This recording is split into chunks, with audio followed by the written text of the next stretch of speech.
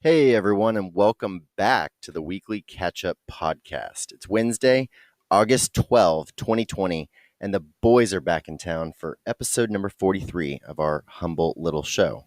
I'm your host, Carson Gibbons, and as always, I'm joined by my good friend, Mr. B-Red Colvin. That'd be me. Is this thing on? It's on. All right. Is this hot? Oh, We're man. doing it live, baby. Yes, finally. Back in the country, back in the state. Yeah, we just took the longest break that we've had since we first started this podcast. Dude, let's not do that again. Like, I've been itching. Man, yeah, it's been a good 2 weeks, but I'm happy to be home. We haven't recorded in 3. Yeah. Because I was like, man, it's been like weeks and weeks, it feels like. But Right. we're coming up on our 1-year anniversary. Don't make me tear up here. We'll talk about that and much more coming up on episode number 43. All right, man. Well, let's get it. It's the weekly catch up with Carson and Brad. Here to talk about the week we done had. It could be sports, religion, politics. We keeping the tabs. You would think they work for Gucci, how they deep in they bag. Get your facts up. On Wednesday we'll be counting the stats up. So turn the volume up till it's maxed up. You know the drill. So tell a friend to relax up and chill. We back up. This is the weekly catch up.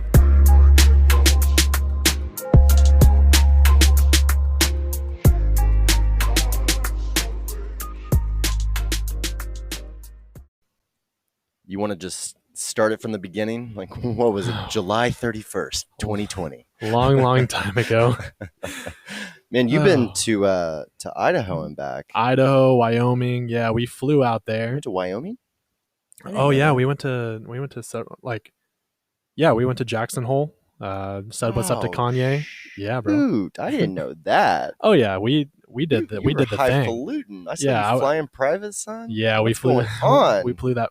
Well, yeah, we flew that private jet. Blew that private jet, huh? Yeah. Okay. You know, I spend see money how to you make got on. money. Whoa. Little sweat equity. All right. That's one of my favorite roast jokes. They were like roasting this actress, and they said she was working on 2 pilots. And that was just on the way here. Oh, I hate that. All right. All right, we're That's what Dean sent me this less week. than a minute in. We're already gonna get canceled. No, hold on. I want to slow you down a little bit. okay, Just okay. start me at the beginning, because the pictures, I didn't know that Idaho was all of that. Bro, Like, Idaho I knew it is was cool. the most underrated state Dude, in the US of A. it was like Nat Geo. It was on your gorgeous. Instagram. So we flew out there, private jet, courtesy of Courtney's dad's boss. They do work out there, and so they already had a business jet that needed to be flown out there. So we hopped aboard, and it was great not having to wait. You know, we just got to get right off the plane. Our car was awaiting, and then we drove out to her dad's boss's property, and they loaned us their gorgeous home. This guy owns like hundreds and hundreds of acres, and he owns several plots out there. So not only does like this home have like 100 acres, but then like so does all of his other plots. And his intention is to like build condominiums out there and kind of rent them out and everything. And he buys and sells property and stuff like that. But so aside from that, like, what did we do? We went on like this 9-mile hike, I believe the second day that we were there. And I'm just glad that I could keep up with all of them. You know, it was me, Courtney, her parents, and her 2 brothers. And lovely hike. We got to go up in the mountains. We got to go in a wind cave where we literally, like, it was like a crawl space that we had to crawl through this cave to get to a larger part. And freezing cold, but it was just like really cool to say that you did it. We also went to Yellowstone National Park. Got to see Old Faithful, and then the boys. Her dad's boss spent like a nice amount of money for us to have a private fly fishing trip. Ooh, that is pricey. Yeah, and You went fly fishing? Oh yeah, boy, I caught 9 fish. Dude, are you Donald Trump Jr. over here? Like, you're just living the high life. Private Yo, jets to like remote hunting and fishing? Like, I mean, what? I'm very blessed, and I'm just very grateful that I could be a part of that trip. Yeah. It was so, I You mean, it dating was the right people, son. honestly like, yeah, it was just really nice, not only hanging out with Courtney, but like getting to know her family better. So we did all of that, had a wonderful time, and then we actually ended up driving back in one of the company vans because they needed that. We had to haul something back for them. And so, yeah, we ended up going through Colorado and So all that. where in Idaho were you? Teton. Teton, and that was oh yeah, I remember that now. Yeah. That was another off-color joke that I told a couple episodes ago. Yeah, seeing a theme. uh-huh. So you spend, was that main home base? Like you were there the majority of the time, and then you went and so to Yellowstone? most things that we drove that we had to drive through was about 45 to an hour and a half away because we were like literally out like in the middle of nowhere. But it was great. You know, I woke up, I'd look out my window and I'd see mountains outside of my window and all the livestock and everything. Like, man, I also finished up my master's classes while I was there, got all A's. What up? And hear that, Wooly? Yeah. What's up, boy? Look at me now. Yeah. And so I finished my classes like day 2 while we were there. And so it was really nice just to like coming off of that, you know, right before school's about to start back up and just being able to sit down and relax and hang out with a girl that I love and her family. And, so I'm maybe, I don't know, you know, I don't like to brag, but it was a great time, man. I have to say, like, the experiences where you just show up and it's like you never break your wallet open ever. It's like, because it's like corporate welfare, like the time. So going to the Mavs game once, we're sitting where a family would normally sit. And then my dad's friends come and get him, and we go down and we sit courtside the entire game. Yeah. At the 50-yard line. And they were like Ross Perot Jr.'s tickets, you know, and he did a deal with the right person. Like, you get in bed with the right people and things, you know, sometimes those experiences pan out just because, you know, you scratch my back, I'll scratch yours. Hey, great year, great quarter, great fiscal year, boys. You know, my private ranch is at your disposal. You know, right. I have a opening, and that's the thing. Like, well, sorry, go ahead. Go ahead.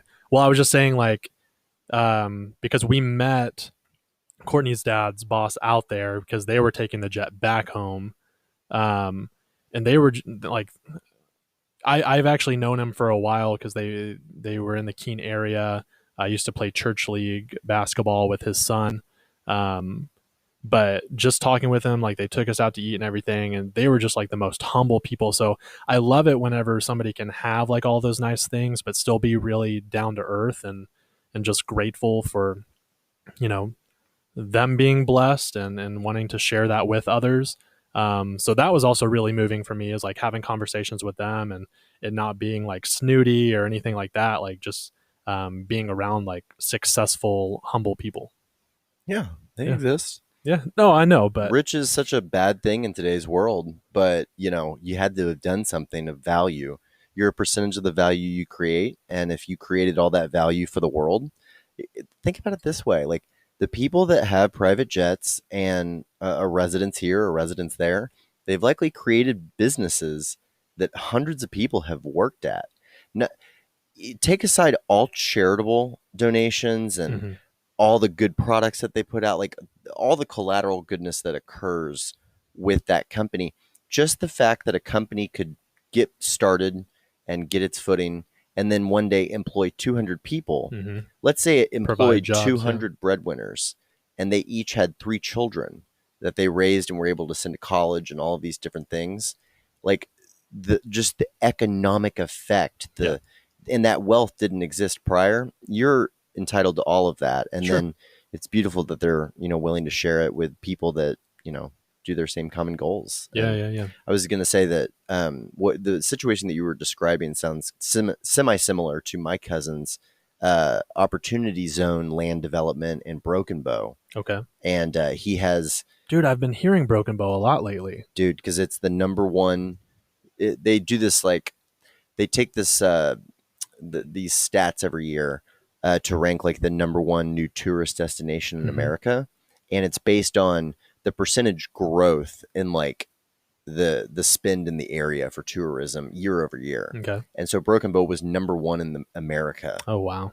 For this year.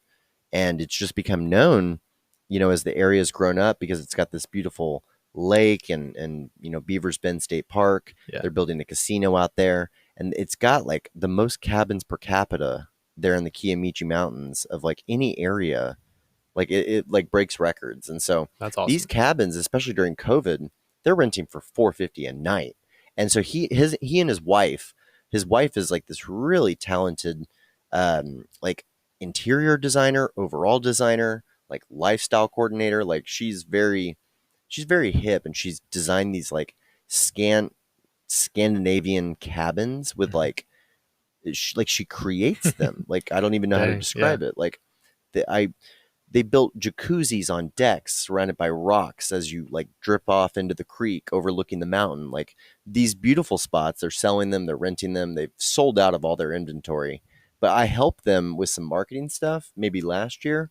And so I just have a standing reservation that if it's not taken, like I can go ask to stay there for the weekend. And then you get to take people out, and it's like, you look like the big shot because you're providing this experience, but really it's just, you put in work and time at another junction, and now this is an experience that's kind of being rewarded to you almost. Yeah. But those corporate perks, right? Like the best tickets I've ever sat in, the best hotels I've stayed in with my parents, were because my dad was client side for the first 12, 15 years of my life and had access to tickets in corporate real estate that were just insane. Yeah. What does her dad do? He works, so he does like business. Okay, so her dad's boss owns like a lot of properties, and so he owns like a lot of nursing homes, and so Courtney's dad helps like make sure all the nursing homes are up and running well and doing what they're supposed to be doing. Man, I know so many like millionaires that are in nursing homes. Like, what is going on? Yeah, crazy. We need to like invest in a nursing home. Honestly. Okay, so you talked about corporate, what'd you say? Corporate welfare, favors, perks. Yeah, perks. So let's talk about work from home perks that you experience, or I guess not even from home, but that's a good segue, buddy. Well, thanks, man. But you had texted me work from anywhere. Yeah, because I was out in Idaho, and you're like, "Hey, man, we're not going to be able to do an episode next week." You're like, couldn't have you having the only stories out there. So I'm over here like a bum recording my own videos. And then I get on Instagram and I see like a Jason Bourne montage of you on jet skis or boats. First of all, I do think that your IG game eclipsed mine. Oh, I don't know about that. I think that you had harder to work for pics that like I would take yours over mine in some ways. Well, I was saying all that to say that yours was really cool. You did the mashup video. I don't know what software you used, but you got to send me an instruction manual. Dude, it was just like, iPhone and iMovie. Okay. I love the way you do this. Are those all videos that you're taking and then you stitch them together? Yeah, so it's all videos, and then I pick a song and then I trim it to where like the video changes like on the downbeat of the song, like so it looks, it comes across like more smooth. Honestly, it just took like an hour. That's a commitment. That's an hour, but well, I did it during our like online teachers conventions. Wait, we'll get into that. Like it.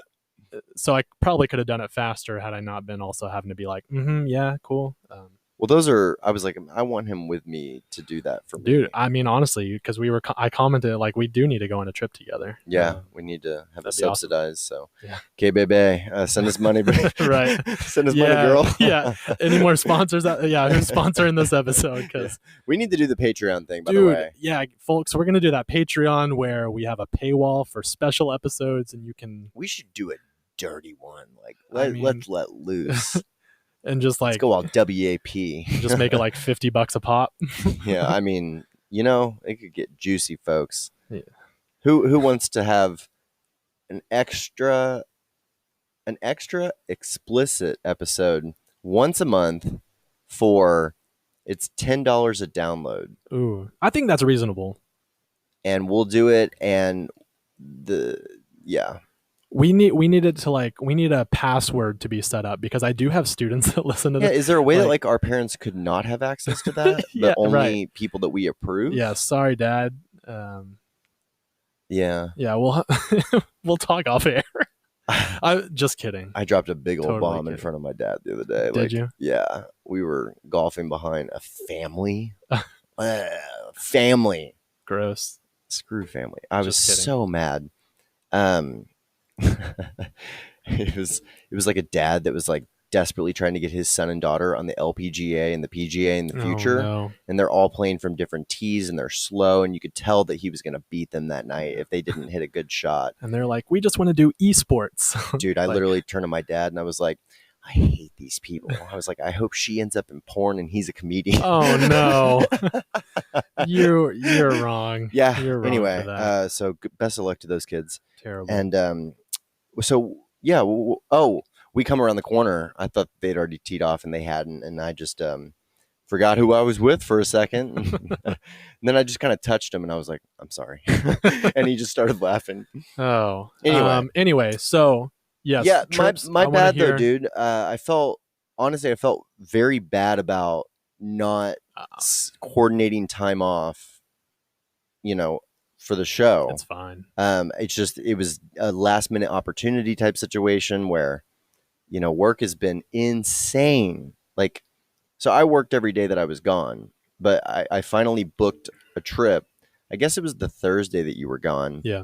And I texted Brad and I was like, I'm so sorry to do this because I honestly felt like taking you away from podcasting abilities in proximity to your trip would have been a bummer to me in certain ways. I pictured that as your experience and I hated that. Yeah. I mean, don't feel like, of course I want to do the podcast. So I was like, man, but if you have the opportunity to get out of the country for a bit, I mean, I think we can allow that. I'd been talking big game. I'd been talking, on the show even about why don't we go somewhere? Why don't we do something? Go to a beach. You put your money where your mouth was. Yeah. So the stars aligned, and I ended up. I'd never been to Mexico, and I've been very embarrassed to say that publicly because I'm pretty well traveled. Been to several countries. Yeah. And spent some good time abroad, but never been to Mexico. Wow. Just didn't grow up in kind of a beach type family. Mm-hmm. And so I'd done some research and I just decided these Cancun resorts were so inexpensive at the moment that, I'd made the decision, what if I just stayed at my place and split the difference on a nice apartment rent with, traveling. Sure. And just working remote. And so I booked a Sunday morning flight to Cancun at a DFW. Just woke up at 5 a.m. Got into an 85-year-old man's Uber who was doing it for the heck of it. Oh. And I thought, he was just yeah, this is so much fun. My sons did it, and they told me, Dad, you're gonna love this. Oh no. He's like, I love to drive, and I was like, how many people have you killed? Right. And so. It's 5:30 in the morning. I had the scheduled time because my flight's at 7. And so he shows up right on time. And I'm thinking, what time did you start, man? Because normally those guys start at 4 a.m. for airport runs. He's like 10 o'clock last night. And I was like, what? No. What, old man? He really scared me, but he was a lovely, lovely dude. So he dropped me off. I got on my flight and it was not private. And I snuck a bag on. This is one of those airlines that, it's they have the tape measure out and the scale. And so I had this huge, European style travel bag. It's a backpack and it fits more than your largest roller could. It's so incredible. Pockets for days. Yeah. And so I love a good backpack. Yeah. This is, John and I bought these before we went to Europe when I was 25 and it's done me well, but so it's all I take. I've got a special compartment for the laptop and all the electronics, and then this is clothes and blah, blah, blah. And so it looks like a backpack, but it's not. And so they come by and they're like, hey, push your bag in. And so I would have to pretend I was pushing it in. It doesn't go anymore. Right. It's out here in the aisle, lady. So got away with that. Flew into Cancun. Got a shuttle to Emporio, Cancun. Okay. So I've never been there. I had just kind of mapped it for the hotel zone, Mm-hmm. just out on that strip of Boulevard Cuculcún, kind of southeast of downtown Cancun. And it ended up working out perfectly. It was such a life hack because it's the same time zone. The resort had exactly the type of Wi-Fi that you would hope for and more. Nice. Like it was, you could have worked by the pool or the beach with that Wi-Fi signal. And so I go and check in, and I go to the suite, and it's like, it's beautiful. Like it's got like this beautiful built-in desk and like huge TV and exposed bathtub and shower and all this different stuff. There you go. Overlooking the, pools and the ocean. And so I just kind of like set up shop. It was such a hack because it's a 2-hour flight, same time zone. You're down there like right in the Gulf. Like it's so beautiful. The sand is like white and the water is blue and see-through, and it's just sunny. Yeah, from your pictures and your Instagram stories and stuff, it looked gorgeous. So I flew out at 7. I was, feet in the sand by 10:30 a.m. And so I check in, and I just kind of tried to set up shop because I was going to work Monday through Thursday, and then I was going to take Friday and then fly back Saturday. Okay. And so what I ended up doing was like plugging everything in. Do I have the right adapters? What am I missing? Anything for work? What good Wi-Fi signal? I went and found where I would have coffee. I've scoped out the restaurant options, and then I walked the beach, and then I walked the boulevard. I took the bus down almost to downtown Cancun just to see. I was like, where am I in relation to the sexy people? You know what I mean? Yeah. Like, I'm like, is this the best right on this island, this little strip, or where am I faring here? Because I'd never been. I didn't know what to expect. I'd purposely gone non-all-inclusive, just FYI, folks, just because I was working, so I wasn't going to be eating and drinking and doing stuff like that. So I went for the economy option, which it was a beautiful resort. And they had this beautiful palapa that I had dinner at every night. And so I just got all set up and kind of did my thing that day. And then Monday through Thursday worked pretty hard, like landed some deals and took a bunch of Zoom meetings. And with our new virtual backgrounds, no one ever knew where I was. Oh, and nice.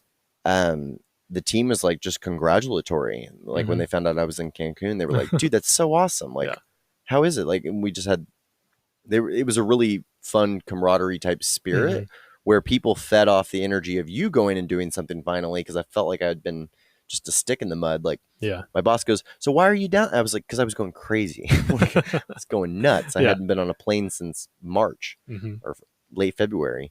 So I would just get up every morning and go down to the beach and meditate and take a dip in the ocean. And then I would go get coffee in the palapa and go back to my room, and I would shower, get on my first call. And by the time my first call was done, the actual coffee bar would have opened, and I would go down and get a second coffee and come back up and have calls. And one or two of the days I went and sunbathed or went to the beach like at lunch type hour, and then came back and worked till like 5:36. And then I would just go out at night and have dinner, walk around, swim. I would read. I read a lot on the beach and just like absorb the sound waves of like not looking at screens and just hearing the ocean water kind of rumble over. And I was in a super trance state like Monday through Thursday. And it was good because I went alone, and had I been on total vacay, I think it would have been kind of eye-opening, depressing. But because I was working, it was like, oh, I'm just working really cool right now. And I found myself with time management, just finding time to, reflect. And it was just a nice situation. Yeah. So why'd you come back? Well, that sounds amazing. Yeah. So fast forward to Thursday. Thursday was a trying day. Or was it? So it started to rain. It was like, the night before, my coworker, who's actually Mexican and from Mexico City, he was comparing notes with me on, oh yeah, I'm trying to go to Tulum, I go over there, blah, blah, blah. He's well-versed, obviously. And he said, isn't it hurricane season there? And I was like, yeah, it looks like it might be coming in. And then the next day it like rained all day until I was done with work. And I was like, did I come here and then the only day that I took off to do anything, it's going to rain? Well, Friday morning it did rain, Oh. but it blew off, and we had a beautiful day. And so I booked what was called a jungle tour. Okay. And by jungle, what they mean is between two hedges. Okay. Oh, got it. There's no jungle. Okay. But what they sold you on is you get to take your own little, ski boat, power boat out to Punta Nizca, and you get to snorkel the coral reef out there, and maybe you get to see Musa, like this underwater sculpture garden of like humans. Like, right. It's incredible. I didn't get to see it. Oh. But the pictures are incredible. I've been told. Yeah, I'm gonna asterisk that real quick. But you get to like do your own little boat, and they've got those like drones flying over you and all this stuff, and you get to go through the jungle, quote unquote, and then you all dock up. And I realized that I've never actually been officially proper snorkeling up until this point.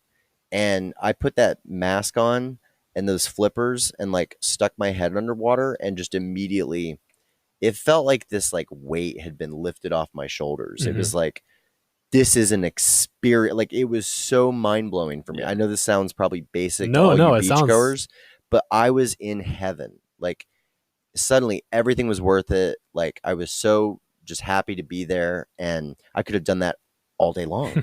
And I'm freaking out. I'm like, is that fish supposed to be there? Like, I'm like, because they had like a trumpet fish and like fish that were right beside me. Like, at one point I realized I wasn't looking down. I was like looking ahead, and there was a fish, and I was like freaking out, because I'm a wimp. But anyway, it was crazy. Just this beautiful coral reef, amazing flocks of everything. There was all these dories going past me and Nemos, and like, it was insane. That's really cool. And then you get back on the power boats, and you go back, and they're just waiting there for you. And they've got this stupid, printout like Cancun, greetings from Cancun 2020.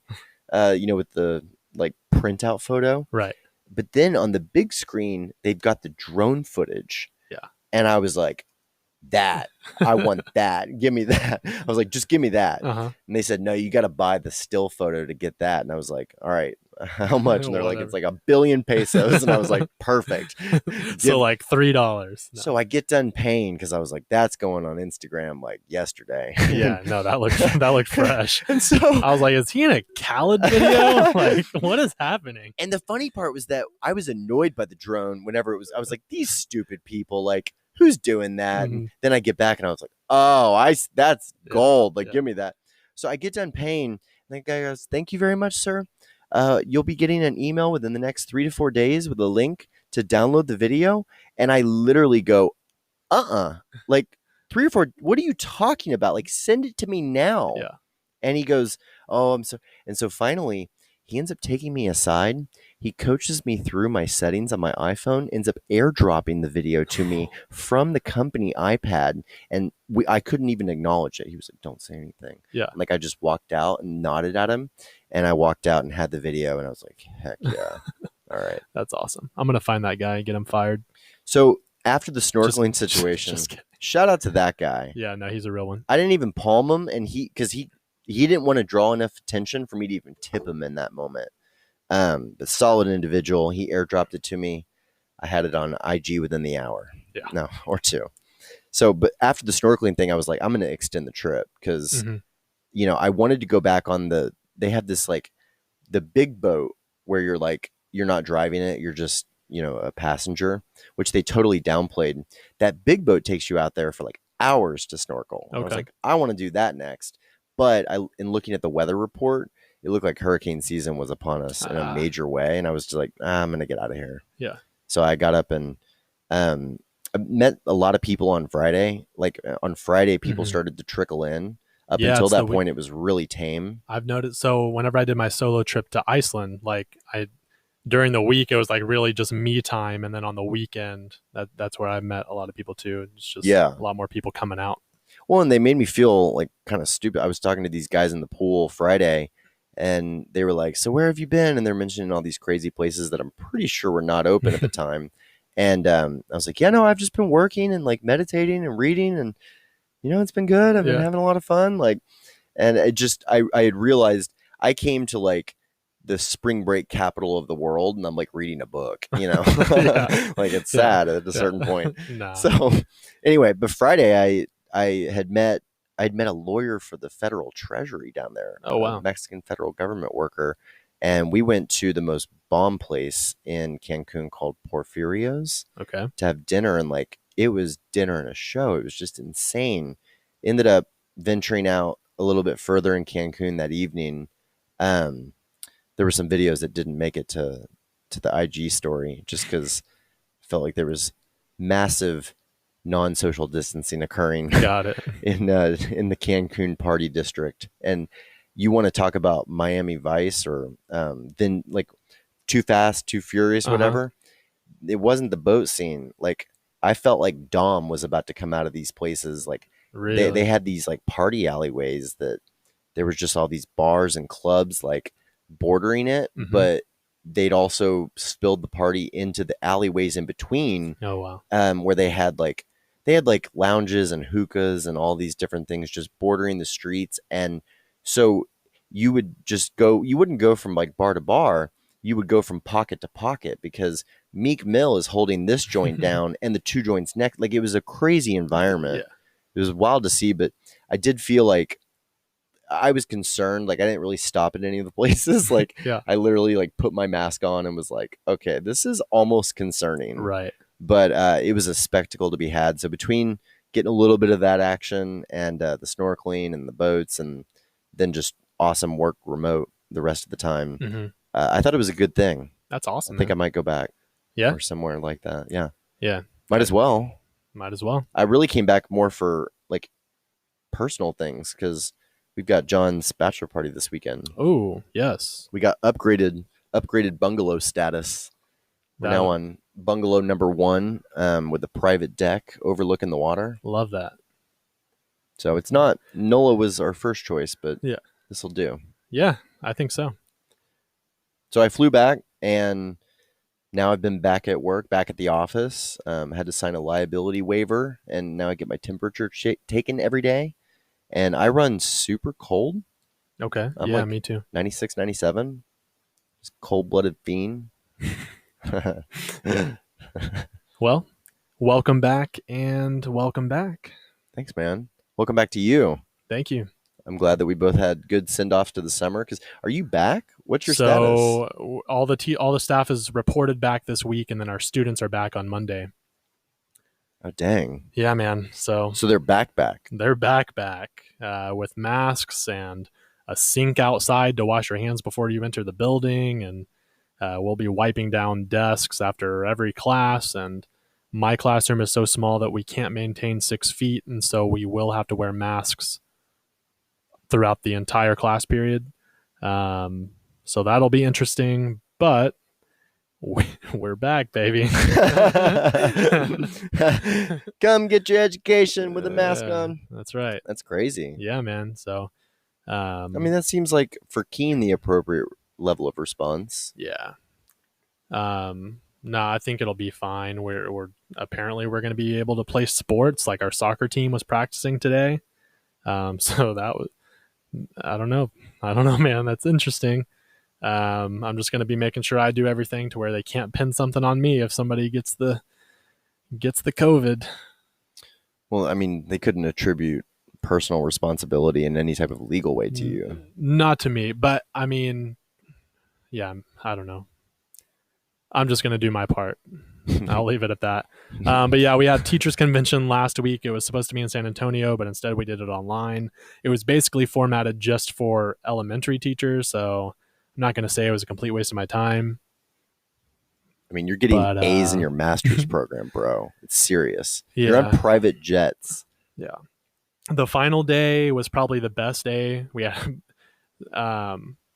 a guy come in who does this series called Teach Like a Pirate. And he's like really in your face and in the computer screen, like his hands like up to the screen and then back up here. And then you can barely hear him. And then he's yelling in the mic and like how to make the classroom a-hole interesting. And I'm like, and he did show video footage of like his students responding and everything. And they were like, ah! No, like they were kind of feeding into it. But again, I think that's more of like an elementary thing. Like if I came in that excited for school, my high school students would be so pissed off with me. They'd put you in a trash can. Yeah, they'd be like, shut this guy up. Like, who does this guy think he is? And so I think sometimes I feel like the higher ups do not like understand the dynamics of a classroom. And it's like, yeah, we want like all of our students to be motivated and super excited about school. And it's like, yes, I want that too, but I also do understand them. And I understand that like, just because like my eyes are wider and I'm talking in a different way doesn't mean like more learning is occurring. And it doesn't necessarily mean like I'm connecting with the students better or anything like that. Like my class can be very toned down and low key, and we can have like quiet, vulnerable discussions in relation to the characters in our books and applying that to our real life. And so sometimes I think they miss the point and miss the mark. It's like made for TV. It's like keep these kids' attention. It's not my job to entertain them or keep their just undivided attention on me at all times because I'm working that hard. Mm-hmm. Like this is a dialogue, and you got to read the room, pirate. Like, right, and we learn that's good. And then he needs to have a different moniker too, because when I think of pirates, I think that they're getting that booty, and I'm like, in that role, that is not appropriate. So he needs I don't think everybody's going there though. Yeah, what's the saying? Call me a pirate because I'm getting that booty. That's what everybody says. What? Is that not what everybody listening thought? Like, I don't know. Let's get some feedback, listeners. What's his shtick? How does the pirate thing fit into this? Yeah. Hashtag our podcast with podcast like a pirate and let us know your thoughts. Podcast like a pirate. And let us know your thoughts on how you took that. I'm just saying, like, that's the first thing that comes to my mind. Yeah. Okay. I feel you. And Jack Sparrow. Okay. This is a tale of Captain Jack Sparrow. Dude, that's the best one. Yeah, Michael Bolton. Now back to the good part. Oh, if you guys... This is the tale. Yeah. Lonely Island and Michael Bolton. If you have not heard the song Jack Sparrow by the SNL group. Oh, man. He's a real cinephile. Yeah. Life in a box of chocolates. Oh, My man. name is Forrest Gump. Dude, Anyway. That one was great. They were like Lil Dicky before Lil Dicky in some ways. Yeah. I mean, he even makes a comment that he's like not trying to be Lonely Island in one of his songs. One of the founders from my YC batch, a partner company of like my YC company, got his start being like an engineer for the Lonely Island. That's insane. Yeah. What a way to start your career. Well, and it was so like casual whenever it was being discussed, because he's like, yeah, I knew Yorma and blah, blah, blah. And they were down in LA, and it was like, yeah, it all jived, his age, the time span, right, timeline, location, all that. Anyway, what were you saying? Convention. What is the teacher's the pirate? convention. How does he work that into the act? Is he wearing a pirate hat? Yeah, I don't even remember. Wow. Now that you say that, I don't even remember why. My question, it's like if you're going to brand, what was his name? Teacher the Pirate? No, the thing was teach like a pirate. Teach like a pirate. Okay. Yeah. Where did the pirate? Oh, it was like going around like exploring and finding new ways to teach and like different things like that. I don't know. think pirates were heralded as explorers. Like they're not Columbus. Listen, all of our age 50 and on teachers loved it. They're like, this is the best daytime TV I've seen since COVID. They were like, oh my goodness, I'm changing everything. And I'm like, no. They're like, eyes wide. Yeah. And so anyway, we're also learning, we're going to be, so the Adventist schools had a test called the ITBS test. And now we're switching to like the MAP test. And it's supposed to, gauge where students are at. And you actually take it 3 times a year instead of 1. And so that'll be interesting. Like, I'm kind of cool about that. But at the same time, like if you look at other countries who are successful in education, and like they have like the highest like pass rating and highest test scores and stuff. Like if you look at those countries, they test less and they have fewer school hours. And so I'm like, you're like trying to cram all of this stuff in for us to do, like all of these activities and be super hype and everything, whenever like legitimate research shows that we should probably tone it down a little bit and focus like on core content areas and then do our best to like make that entertaining and fun. I don't know. I think some of the throughout the whole week, I'm just like, a lot of this thinking feels outdated and flawed already. And like, we're trying to move into this area. Like we're not even here yet when I think we should even be above this, if that makes sense. Yeah. I mean, my big takeaway is, teach like a sailor, not a pirate. Be chill about it. Read the room. Let the wind blow the education into the kids' heads and into your sails, my friend. Oh, okay. All right. Well, if you think about more brand statements that he had with the pirate thing, like, yeah, I'll let you know. Was there ships on his PowerPoint deck, or this guy sounds like a real noob? Yeah, I'm gonna be honest. I was editing that video, my Instagram video, during this time. So. Oh, yeah. So it didn't work on you. Yeah, I mean, I get enough feedback from many students who say that they love my class and like I've helped them in their lives. So until I stop getting that kind of feedback and response, probably not going to switch too much up. I just don't think that you're a teacher with a lot of you have a lot of EQ, a lot of emotional intelligence, and your emotional intelligence is wildly helpful in connecting and forming enough of a rapport that you have to build the bridge to send the information over. Yeah. And often in, underprivileged scholastic situations, I feel like the bridge is never really connected. Mm-hmm. And so, maybe they have to have training protocols and curriculum and different guidebooks for people that might be 23 and they're teaching right out of school, or, maybe they don't have all the EQ in the world. Yeah. I don't know. For me, it's like, take me back to technology trip, and like give me tools and like actual devices and websites and programs where I can further these kids' education. Like, don't tell me how to classroom manage. Like, I don't know. If we're doing classroom management at like a teachers convention, and the majority, like that's for new hires, that's also for student teaching, and that's for your principal to come in and like help you grow as a teacher. Like that's not a North American, or not North American, but that's not a Texas conference wide thing that needs to be discussed for a full week. Like I don't need tips on how to get my students' attention anymore. Right. Anyway, that's me on my soapbox, and this is me getting off it. So back full time with mask on, start Monday. Yeah, baby. I know that Checkers is back in person. Okay. Like nothing ever happened. I think Sierra is Zooming, but has to be at the school, but is glad about that. Okay. What about Grizz? Well, let's ask her. Yeah. We've got a little. I didn't know if we were going to get to it, but we got a little listener submission from her. All right. We're gonna use as much of it as we can. She did send this to me like weeks ago while we were all over the world and all on vacation, but I think that some of what she said is pretty timeless. So Absolutely. Let's hear from our friend of the show, Megan Grizzafi. All right. Hey guys, this is Megan, aka Grizz. I was just taking one of my walks down the Santa Fe Trail, listening to the weekly catch-up with Carson and Bradley. Hearing stories about the bird attacks that Carson has been experiencing. So I wanted to share a little bit of knowledge I have from watching Lone Star Law. Thanks, Texas Fish and Game, for this info.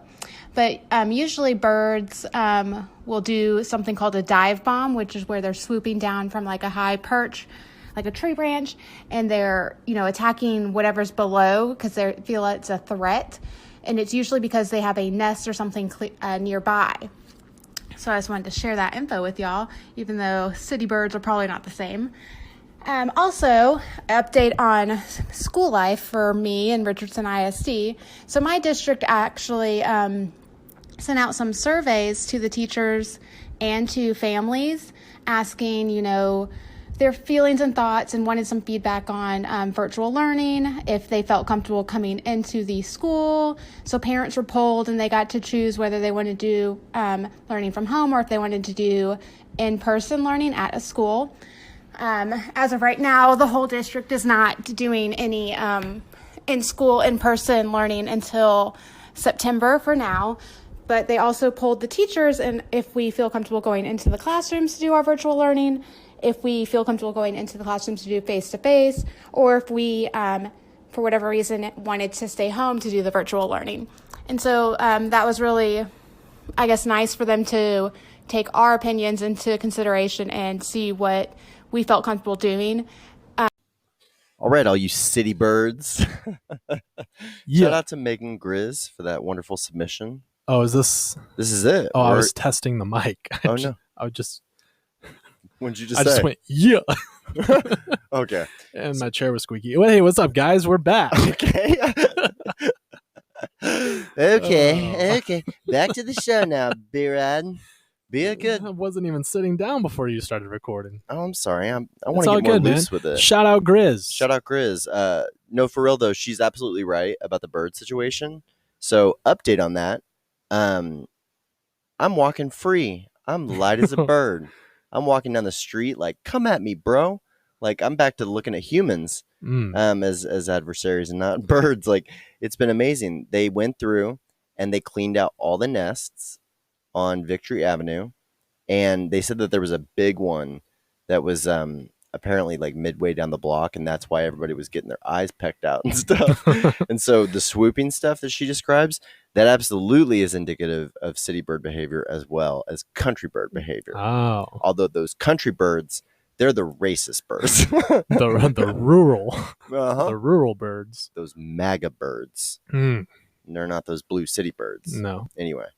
So she's absolutely right about that. And then appreciate her feedback on the surveys. I wish I had gotten surveyed. Yeah, she just sent me that. So we edited part of what she said. We just cut it off basically because the 2 points about the birds and then the survey where, they said, are you comfortable coming in to both the kids and the teachers? I had solicited the teachers that listen for that info, I guess, weeks ago now. Yeah. So she'd send that to me, I think the Saturday prior to leaving for Mexico. So it still works though. Absolutely. I hadn't reported back on the birds. And so as her update, she doesn't start school back until September. And I guess even then it would be virtual. So, but she's going to be teaching in the classroom virtually, just like Sierra. Yeah. I guess I'd also wonder if that means the end of the year is going to be pushed back as well. It is. Okay. Like, I think that DISD has already said that they've pushed the school year like 12 or 18 days into like, I think it's like June, late June now that they have to go through. Okay. So, yeah, man. All right. Well, again, thank you so much, Grizz. It's great to hear from you. I personally enjoy hearing other teachers' perspectives on a lot of this stuff as well. Good radio voice too. Yeah. She could be very NPR, like smooth jazz. Yeah. She has a voice for radio. We have faces for radio. Dude, my favorite gag about being ugly on radio. There's this guy my mom will know who I'm talking about, Steve something on ESPN radio. Okay. Growing up, and I guess that he was so ugly that he used to be like, "Hey, where's my makeup?" And they were like, "This is radio, Steve." And he's like, "I know. Where's my makeup?" Oh, good sport. Good sport. Okay. Check out this segue. Speaking of sports, ESPN and schooling and pushing things back a little bit. College football, baby. Okay, you're going where I thought you were going. Yeah. They did it this morning, right? Yeah. Pac-10. Yeah, I believe Big 12. so. Yesterday or today. Did they? So what did they It was do? yesterday. They postponed? So they're quote unquote postponing it until the spring, but I don't feel like that's going to work out. And it's going to be interesting to think of the repercussions for pushing it back, because a lot of these students are there on sports scholarships, or they're only attending to play sports. And so if it's not being offered, Didn't they extend that you can now be 6 years for a team? Like you can have 2 red shirts because of COVID Yeah, or something? I think so. I believe so. And folks, I'm not the biggest college athletics aficionado because I went to a college that basically didn't offer athletics, like in the grand scheme of things. We had basketball. Yeah, bro. Okay. We didn't really. Yeah, I know. I think we won once versus like Richland Community College. Shout out Knight. Go Knights. Yeah. Yeah, so we're not the biggest. We don't. I didn't grow up in that like culture, like of college football. We're not college sports aficionados, but I'm just thinking of the repercussions. So even if they 100% if they're talking with like, keeping 2 or doubling the red shirts or whatever, holding on, giving them a chance to prove themselves in college and hopefully going to play professionally. I still think there's just going to be this crazy, like colleges are going to be hurting. Like they already are. Right. But even more so with the, we haven't seen it. Last year the end of last school year, we got the end. And so I think the repercussions are going to be even different at the beginning of this school year. It happened mid-school year last year. We were all still scrambling, trying to figure out how to handle this thing. But now, whenever you're not offering something at the beginning of the year and that's stated and people know that, they're going to be looking to go elsewhere. And I don't know. It's going to be interesting to see who can all stay afloat.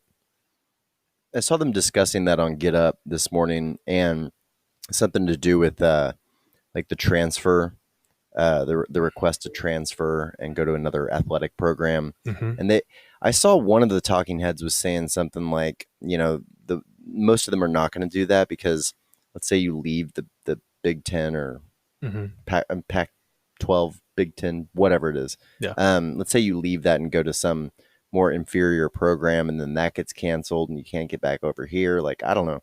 Just seems like, I think that moving forward, it seems like for tackle football, but like tackle football seems pretty COVID. Yeah. Like you're sweating all over each other. You're literally grappling. Like it's, that seems like you could get a lot of transmissibility going on in that sport, and even basketball. But if you have helmets that are full on shields and you're dressed head to toe in gear, you have a point, my friend. Right? They're already wearing masks. I'm saying. Just what are we talking about then? Everybody get your helmet on. 2-a-days. I mean, I just kind of thought of it, but I'm like, basketball, you're in jerseys. You don't have as much. Basketball is totally exposed face. Right. Unless you're one of those weird guys that wears like a visor or and so I'm thinking to myself, football, you're gloved up, ideally like no skin is showing. And if you just have the helmet to wear, they can't spit on each other. Yeah, it's not foolproof because you still come over to the sideline and take your helmet off, and you're dripping sweat. You're just doing the Gatorade bottle. There's half the water. If people are desperate enough, they'll figure it out. Well, I'm glad that you kind of took the conversation in this direction, because this is something that I've been talking to people about, and I've actually talked to clients, even customers. I'm on calls with customers and prospective customers all day, every day, and form relationships with these people. And sometimes that involves them, like, we get to know each other, so to speak. And so the other day I had a call with one of my kind of oldest customers that I've been working with for a while. And I was like, how are you? And she goes, honestly, like it's overwhelming. I'm depressed right now. Yeah. And I was like, oh, is everything okay? And she goes, well, I have 2 daughters at like these inflection points where one just graduated and one is like just wrapped her first year at Brown or wherever.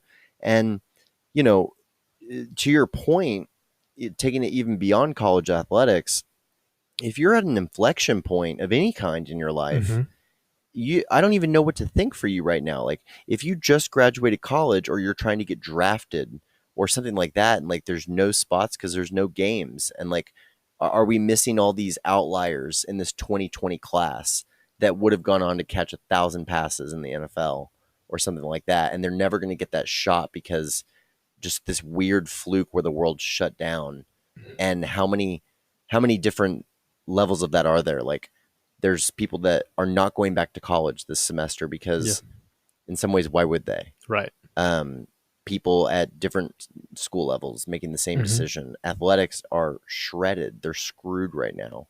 PGA is at an all-time high, baby. We'll talk about that later. But your point is even greater than sports. Yeah. For sure. It's very concerning. Yeah. I will say my school where I teach, CTA, we are very blessed, and we currently have 135 kids enrolled.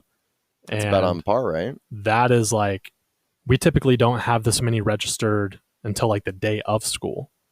And we could end up having the same amount or more than last year.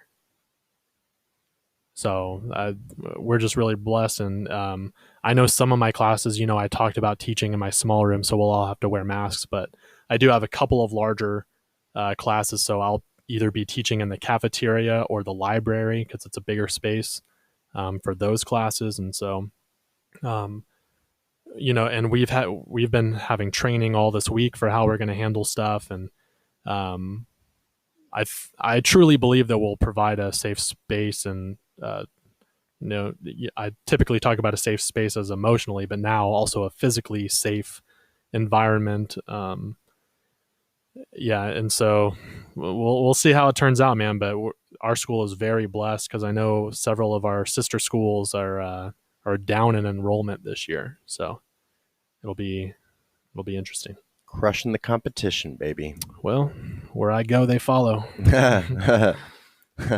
Yeah, I mean, if your business is doing well during the pandemic, it's doing real well. Dude, I got two of my kids that I taught at DCA, Dallas Christian Academy, like from 5 years ago, that just enrolled at CTA this week. I messaged them. I told them to come in, and we're setting them up with a scholarship. They're coming in, and they're going to be enrolled. They're one senior and one sophomore, so I'm super excited about that. It's kind of like a blast from the past, and connecting with some of my older students and seeing them more. So I don't know, just hype about it. I'm pumped for you, man. Yeah. It's good to go back with that spirit in tow. Mm-hmm. It's good to see y'all doing well and, growing and not diminishing during this time. Cause it's a weird time because, the Dow hit like 28,000 yesterday, it's record breaking stock market. Their jobs report for the last month did exceed expectations. I think unemployment shrank back down to 9-10%. Mm-hmm. I think that most people recognize that there's no huge flaw in the economy as it's, kind of operated at the moment. Other than just the COVID thing, it's kind of a act of God almost. Yeah. And if we're talking about COVID, this is where I feel like no matter what topic we're talking about, I'm always erring on the side of the less fortunate and all of that. And you're a real virtue signaler. Well, yeah. And so I'm going to restate what I believe now, and hopefully I can say it more clearly and how I actually feel. But whenever we were seriously worried about COVID months ago, a lot of the panic was because those there wasn't any room in the hospitals. It's not that we thought that we could get the numbers down. It's that we needed the hospital crowd to dissipate, so people could be treated. COVID is not just going to go away in the middle of the night. People are going to catch it. And now that there's been relief in hospitals, and that they're less crowded and people can be seen and treated and tested, more easily, then I'm personally not as concerned about it. I still think, certain precautions need to be taken, but I'm certainly not in panic mode, if that makes sense. Yeah. Yeah, you with me? Yeah, what I've found personally, and I'm just not really going to make any comments about my level of fear, I guess, or what, because sure. I'm very elastic with that. I'm 99% of the time, no fear. Let's do this. I don't care. And then there are moments where I'm it kind of sends a shiver down my spine, and I'm like, oh man, like this is a dangerous situation, or like something like that. Like, there were genuine moments after your birthday party, for instance, where I was like, man, like, and now I'm at the point where I feel like I've exposed myself every day of the year. And, I've probably caught it, been asymptomatic, or fought it off, or something of that effect. I could be wrong. And it is a luck of the draw situation in terms of whether you show symptoms. Some of these people get real ruined by COVID. Yeah. Like there have been, I think, 1,000 plus do deaths not mean to downplay every day that for at 16 days. It's still the usual suspects, although some kids have started dying. Yeah. And I'm like, all right, let's see what's going on here. This could be the best disease ever. Greatest of all time. Yeah, I'm like, COVID. Yeah. That's anyway, but it is what it is. Boy, like, Trump got in a lot of trouble for saying that. I'm happy for you, bubonic plague, but COVID. No, I mean, this is a real.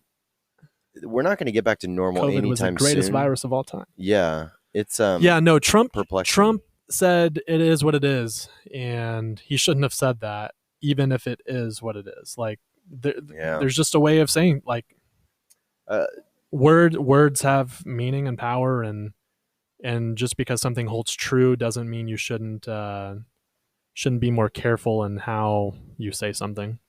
Well, and as a global catch-all, he could use that sentiment at all times. Sure. But I don't know if you caught Charlemagne the God and Andrew Schultz on this topic. I did. I thought that they articulated it really well. Just because if you look at the context of the interview, at some point, it's like it is what it is. Despite any best efforts, people are going to die by this. Right. And they also said to that point, like, if you have a family member or something that dies, like, I'm not going to tell you it is what it is. Like, no, for sure. You know what I mean? However, when you think about it from this perspective, and I'm playing devil's advocate here, but I feel the strain of, like, I overcome sales objections all day long. And by the 10th call, sometimes it's like, you know what, just take my word for it. Yeah. Like, screw you. Like, I'm tired. I want to go home. Think about how many interviews or press junkets or anything, questions has Trump fielded over the last 6 months of COVID. And then, he caught this reporter from HBO, from Axios, like last call of the day type deal. And he's being shown yet another graph. He's being told that his data is wrong. And that whole exchange is hilarious. Like, it is. That guy's reaction to that graph, like his facial expression was so memed so quickly. Yeah.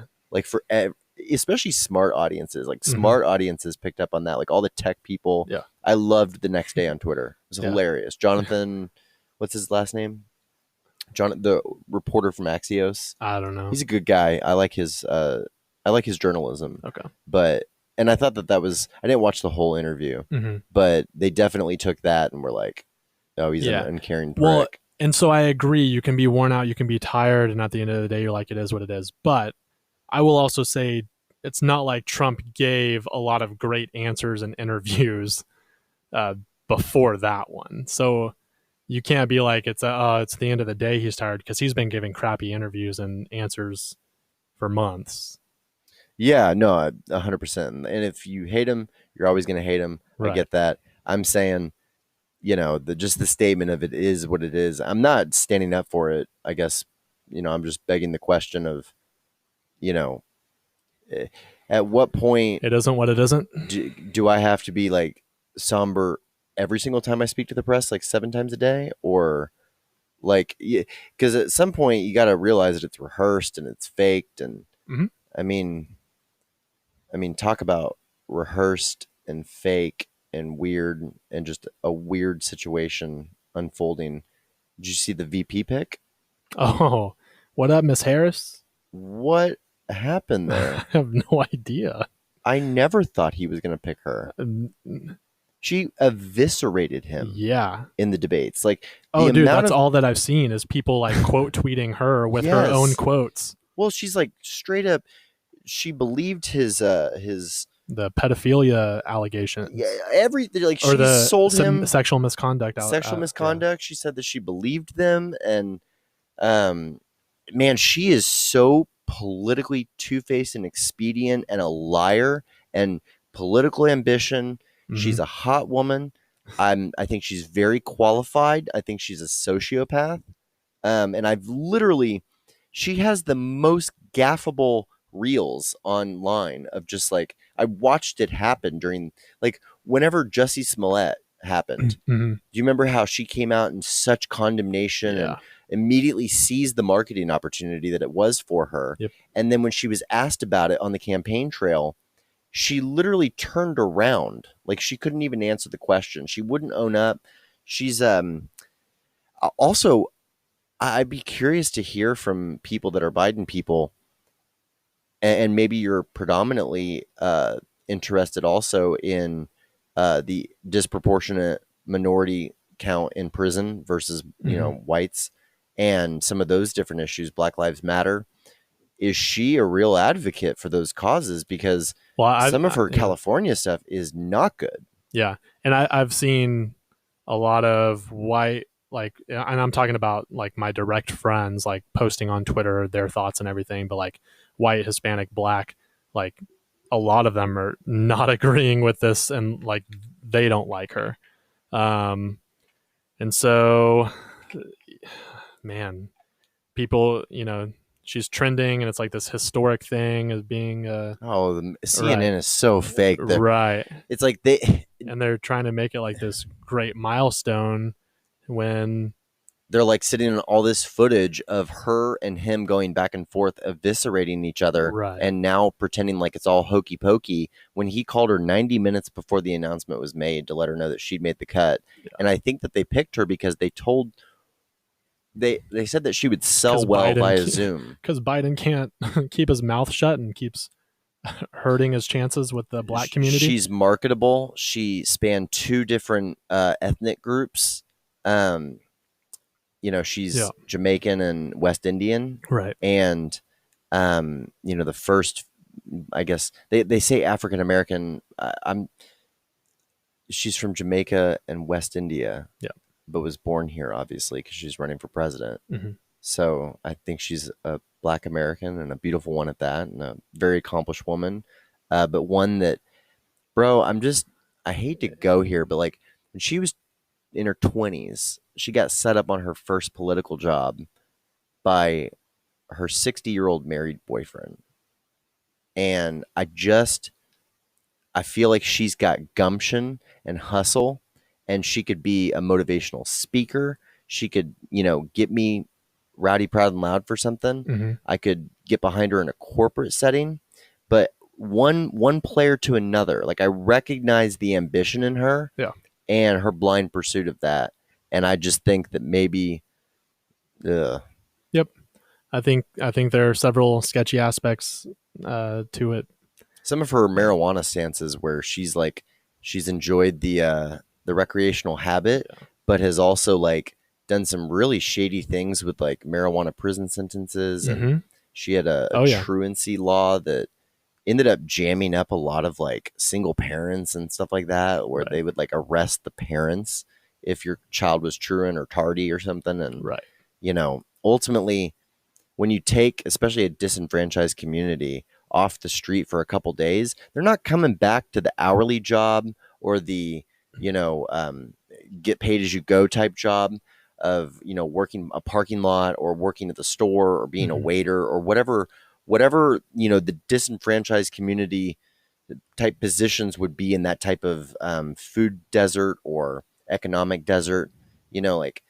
That's the hard, if you're in the hood and the only legit place to get W-2'd is the liquor store and there's one, you're going to sling dope, there's no, I don't blame them at all. Yeah, there's a market when for there's that no also. Other options. So I guess my bottom line is that I don't know that she's been the advocate that some people would like to think that she's been. Yeah. Well, and a good majority of people who are going to be voting for Biden and her as the VP, they are viewing it as the lesser of two evils. So, oh, for sure. Yeah. Since the start. You have a lot of people who are not happy about it, but still going to be voting that way. I feel like he just could have, especially with the recent besmirches on his character, I would have thought that he would have picked somebody more full of character You and would have integrity. And I don't view her as a person of high moral fiber and integrity per se. Like, do you? No. Okay. I don't know. I'm with you on that. I don't know what the comment, and I'm not even trying to really throw shade at her because in many ways I'm proud of her. Like, I'm not mad at her. She's not the worst thing in the world. She wouldn't run the country into the ground, I don't think. I'm not saying any of that. I'm just saying, like, she stinks a little bit to me. Yeah. And I would have thought that he would have gone with a more authentic pick. Even somebody like a Susan Rice, who's the Georgia standout, Stacey. Stacey. Oh, this is gonna drive me nuts. Whatever her name is, Stacey Gillum. No, it's Andrew Gillum. Stacey Abrams. Okay, that sounds right. Stacey Abrams would have been a more authentic pick.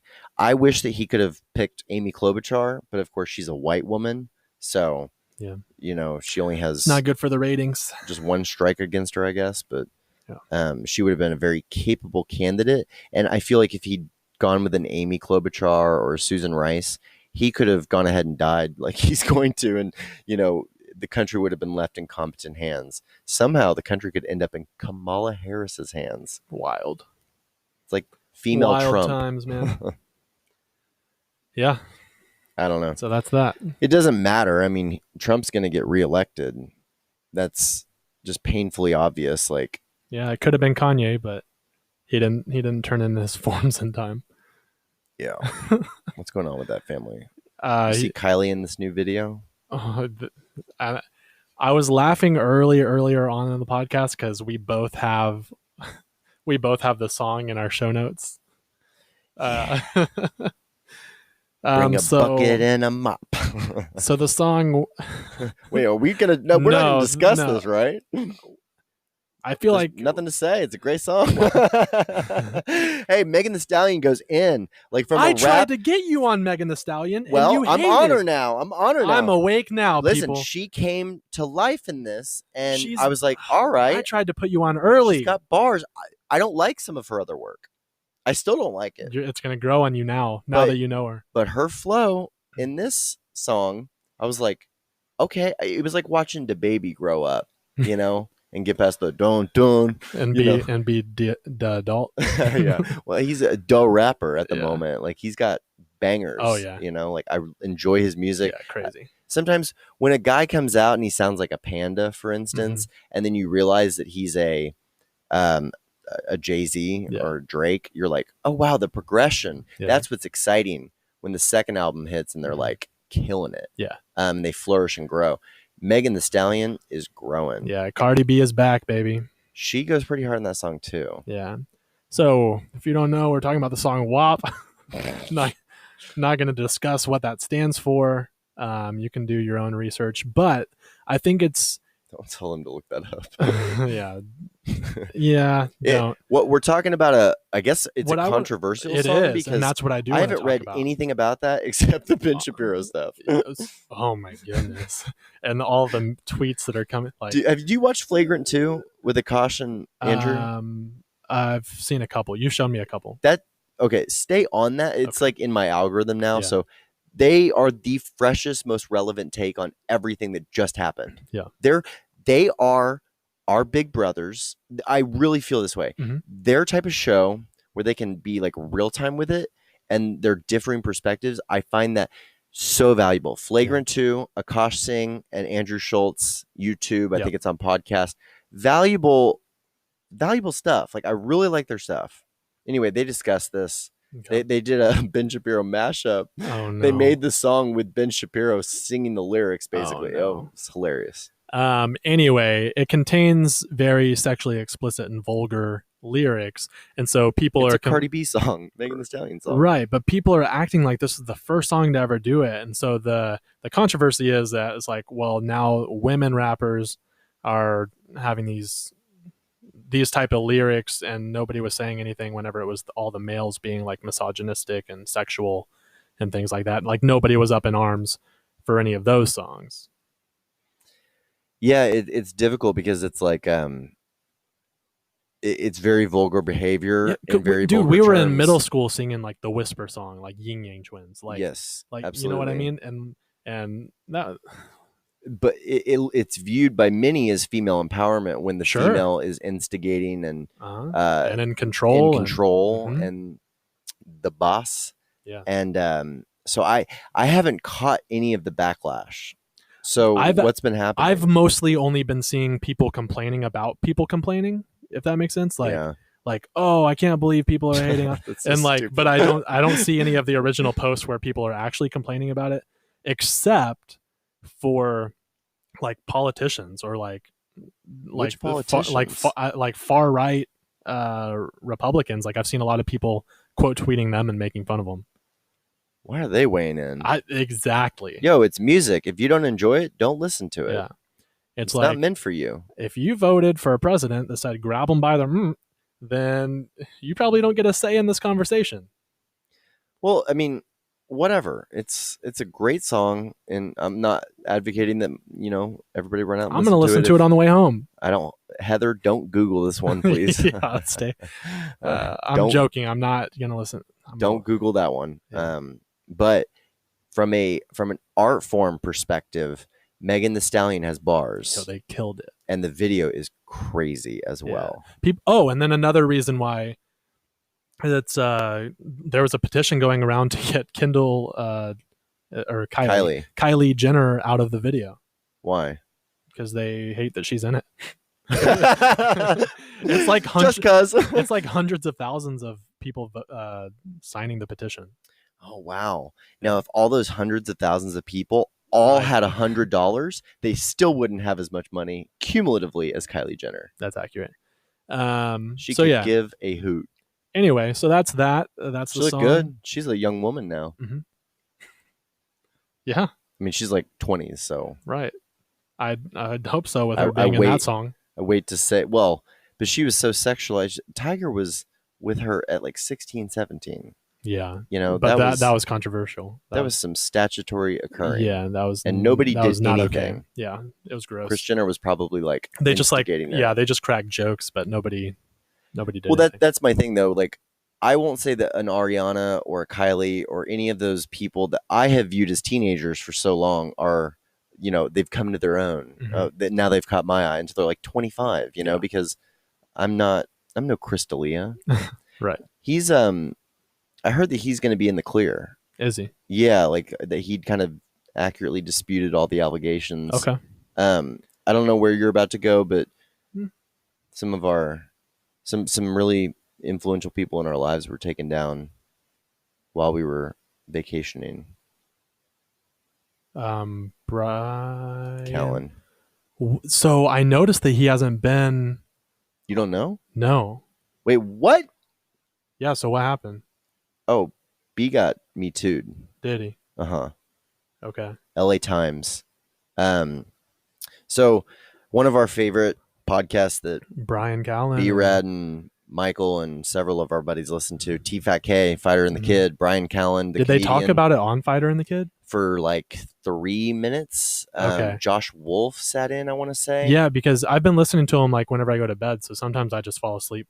Like, they haven't been in my algorithm like they would have been because their videos just hadn't been surfacing, but they have done podcasts with Shab, okay, let me back up. Brian Callen got Me Too'd while I was in Mexico or even prior to that. Yeah. I think the LA Times ran some sort of story with a couple of different accusations, including one of like, I'm pretty sure like R word, like straight up rape or something like that. But anyway, some of it didn't quite add up, but he came out immediately and posted a video and he was like, listen, I categorically deny this. Like, you guys know me. At no time have I ever done X, Y, and Z. Like, you guys know me. I would not do, like, he was very emphatic, eyes on the camera, not hiding behind a bunch of Instagram written out posts or whatever. And it sounds like at least one of the women he had some sort of relationship with, and her allegations never occurred or something of that effect. And the timeline would lead you to believe that maybe he's telling the truth on that one. Okay. But he took himself out of the rotation for Fighter and the Kid, I think as a a sponsorship saving play, because Mhm. all of a sudden, here's the hard part, and this is something that they talked about and that I think he alluded to and has been discussed recently, is that, even Manscaped, if they hear that you got Me Too, they're not going to plug your show anymore. Right. And so even the allegation can be career ending. Yeah. And to sue the LA Times is a minimum of like $3 million in litigation fees. And, anyway, Andrew Schultz called him immediately and had him walk him through everything and vouched for him. Okay. He was like, no, he's on the up and up. Like this, he's forming an army right now. Yeah. But yeah, it was sad because I was like, man, where can I go to hear Andrew Schultz talk about it? Is this podcast, YouTube? I think Flagrant 2 did. Yeah, because I'd be interested. I mean, because I've been listening to that since you recommended it like early on when we started our own podcast. It's kind of the news feed of the day that I want, with politics, business, culture, all of that kind of thrown in. Yeah, they get like random guests come in, and I know they had Bert on recently. And oh, really? I didn't see that one. Yeah. Yeah. So I don't think Brian Callen does that kind of thing. I don't know, but he vehemently denied it. I'd like to take him benefit of the doubt because, frankly, he's kind of been a staple in this household, and I don't know, man. I'm sick of the best people getting. Yeah. I don't know. Whatever. Unfortunate. That whole scene is done. Yeah. Like Rogan Studios getting built in Austin right now. Yep. Did you see the picture? Yeah. Joey Diaz headed back to Jersey. Yeah. I heard on Your Mom's House podcast with Tommy Buns and Christina Pajinski that no less than another 4 like high profile, store headlining comics that are in that orbit with podcasts. So you got to think like Theo and those people, that they are all currently in the process of evaluating leaving, looking at other states and properties. What is going on, right? Like we're seeing this because Tom Segura and Bert were talking about like, why would you not go? Like, if you're an up and coming comedian, why would you not go where Rogan is going? Because he's going to build up his own like comedy workshop in place or club where people are going to be coming in and out. Like, people are going to be wanting to go to view Rogan or guest star with him. So why would you, if you're trying to get on, why would you not go like to where such a high profile place is and try to get known there? That's been the amazing like reflection piece for me, is that Rogan built that world-class compound in LA with like his gym and, all this stuff, his saunas and the podcast studio, and everybody always raves about it. He's got like Navy SEALs posted all over it. He's been in that studio for like less than 2 years now, and up and goes and probably builds a better one in Austin. But the big news there is that I think for a while you just assumed, oh, he's in LA. People are always in LA if they're in entertainment or culture or industry or whatever. They're going to be there for a stop at some point and go on the show. Yeah. But he got so big that people were flying in just for the show all the time. I think there's actually a lot of paperwork and infrastructure behind that he does a good job of not showing us. And that's what I've picked up on. And what I thought was he's diverting the planes from LA to Austin. And Bernie Sanders is still going to walk into the studio right after Charlemagne the God is leaving. That's crazy. Yeah. And to think about the collateral goodness of that for us, even in Dallas, what is his likelihood of being in Dallas working out some sets, one random weekend when he's already in Austin versus when he was in LA and had to choose one Texas market for an arena? Much higher chance. Like the buzz that is going to happen. These Texas markets, people are flocking. It's crazy to see the redistribution of people based on COVID as well. Yeah. Well, I know you and I are not upset about Texas becoming a flourishing comedic hub. No. So bring it on. I'm pretty hype about it. I was just disappointed he didn't pick Dallas. Yeah. I thought we had a chance because I think from a residential living perspective, like something about Dallas struck him. Yeah. In some ways, to be self-critical, Dallas seems too flat and tame for him in other ways. And because I think he has his hand in the cookie jar and in many different aspects, and Austin is becoming, like a new Silicon Valley. So I don't know. For sure it is. Anyway. Yeah. So anyway, down goes B. Callen. I guess they're doing half-staff T-Fat-K. Yeah. Rogan's on the way to Austin at the end of this month. And we're going to see the exodus of all of the other comics. It's got to be weird and sad if you're like the one person that's left in the comedy desert. You can view it as like, this is your kingdom now. Yeah. It's time to take over. Yeah, now time to become the top dog. Because, I mean, it's not like all the residents are leaving, so they're still going to want to, if they have a craving for comedy and you're the only one there now, it's like they're going to go see you. Shout out to 2 other comics. I think they've put together some really, vulnerable content in COVID, post-COVID, in terms of some of the openings. Nimesh Patel. Okay. Very funny dude. He does a quarantine set available on YouTube. It's rough. He's just working them out, but it's funny. I think he's a funny dude. And then Mark Norman has been doing some really funny stuff. Oh, really? So he filmed his set. He came to Addison Improv and filmed his set and literally was like working off of a notepad. And it was his first set back in 84 days. Oh, wow. And, he didn't know what was working. It was all jokes that he'd written during quarantine. It was hilarious. Yeah. And then his latest stuff on his YouTube page, he does live comedy shows in Central Park for like audiences with masks. And he does like 3 different shows leading up to dusk in different locations. And it's just kind of a gag reel of like him kind of bombing in his own mind, because it's just an open air atmosphere. And like, they really need that low ceiling for the laughs to reverb and all of that. But some funny stuff. Yeah. Yeah. No, I want to check out his set. That sounds good. Yeah. Yeah, man. And in other news, Davy Jones, giant squid. Now back to the good part. Yeah, that was kind of weird, but we're back in the club.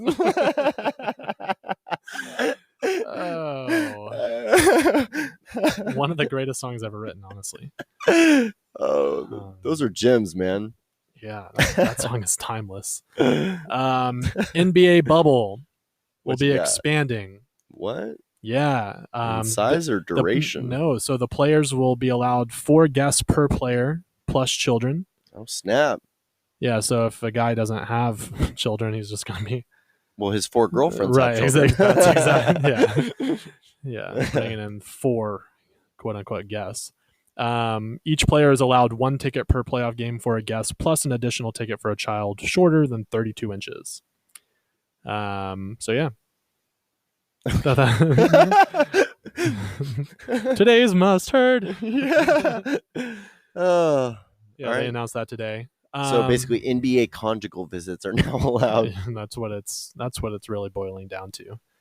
I couldn't care less about NBA in this whole process. I'm not a regular season NBA guy to begin with, but these just seem like Nerf ball games. I mean, I haven't watched. No, I mean, I watched. So I went over to Alex this past week and we watched the Mavs game, and it's the one where Luka just went off and did the, in between his legs bounce past, and it was in overtime and they ended up winning the game. But so that game has actually made me want to watch more. But I do agree that it still feels a little off. I'll tell you who's flourishing besides PGA, which we'll get to in a second. Oh boy, is I think MLB should take a lot of lessons from all of this. Like, make the game more high tech, shorten the season, make the games actually mean something. Yeah. And like, I don't know. I've watched more baseball this season than the last last 10 years, I feel like. Yeah. Yeah, a little bit. I like the pumped in crowd noise where they have. I like that. Like, that's what the NBA is doing, and they have all the screens where you have some celebrities watching and some random people. Like, those are weird. I saw that in a soccer match. Yeah, like Lil Wayne was on the screen at one of the basketball games, just watching and enjoying. And So I think it is a little odd, but it is bringing something to the game, some form of extra entertainment. Yeah, so I'm gonna continue watching, especially as we get closer to the playoffs. I'll definitely be watching that. Yeah, and then NHL also has Yep. been back, and Yep. they that's not very socially distanced when they're fighting. Nah. Which is, I like to go to a fight and a hockey game break masks, bro. Yeah. They only do the half. Yeah, their jerseys are even like more full on than Well, you than don't football. get COVID through your chest peepers or anything like. Well, I'm saying like, because if the particles are in the air, you have less surface area that you're gonna come into contact with. Okay, I don't know how it spreads, but yeah. Anyway, you ready to get to the real sport that isn't deprecated at all? Oh, it's at boy. an all-time high. Hit me. You ready? You couldn't be less enthused. No, man. I got an alert. Didn't somebody make history or something recently? Yo, man. You're messed up. Okay. That's what I'm trying to send out an alert. You heard it here first. I texted a buddy about this week. I don't know if he's going to be Tiger Woods-esque, but he could be Phil Mickelson-esque. Okay. I think that. Does that have to do with skin color? No. Okay. Phil's white and Tiger's black, by the way. Right. But you're talking about the prodigy. Yeah, he's half white on one side and half black on the other. Is he? No, he's Asian. Colin Morikawa. Okay. I'm saying in terms of career trajectory. I don't look at know color. these people. I look at the content of your character and how many tour wins do you have. Well, that's great. How below par are you? What I'm trying to say here, you don't care at all. No, I do. I'm just making it fun for me too. The first major of 2020 was played this weekend, the 2020 PGA Championship. Brooks Koepka was back-to-back reigning champ, defending his title. There was some drama surrounding that. I'll keep it as short as possible. No. But Colin Morikawa, drag it out. I've talked to you before about this rookie class of golfers, right? Yes, like these three guys that came on tour, Victor Hovland, Matthew Wolff, and Colin Morikawa. Okay. They all came out of like, was it Cal, OSU, and OSU, I'm pretty sure. Or I don't remember where Matthew Wolff went. Okay. Anyway, they are winning they've all won on the tour. They've all gotten their tour card, meaning that they can play in other tournaments because not every tournament you're guaranteed to get into, right? Even at the pro level. They've just taken it by storm. They all have multiple, except for Victor, I think multiple wins on tour. So Colin, do you remember the scene that I told you played out a couple of weeks ago with that playoff? Yeah. He was the kid that beat Justin Thomas, who was world number one going into the PGA Championship. World number one in the rankings. Buddy. So he had beat that guy and shown me, oh, this kid is not only a great player, he's got stones. Like he's got closing power. He's a champion DNA person because the duel that he had with JT back at, I can't even remember what the tournament was. It's been 2 or 3 weeks. That showed me something. Well, going into Sunday, we had like a big group of players that were all within one shot of each other going into the back nine, essentially.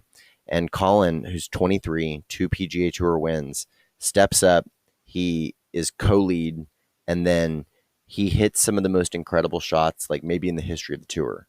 Really? That showed ultimate stones meets execution, and ended up winning the PGA Championship within the last 3 holes by multiple strokes. And at 23, hoisted the trophy. Youngest to do it? Okay. Funny you should ask.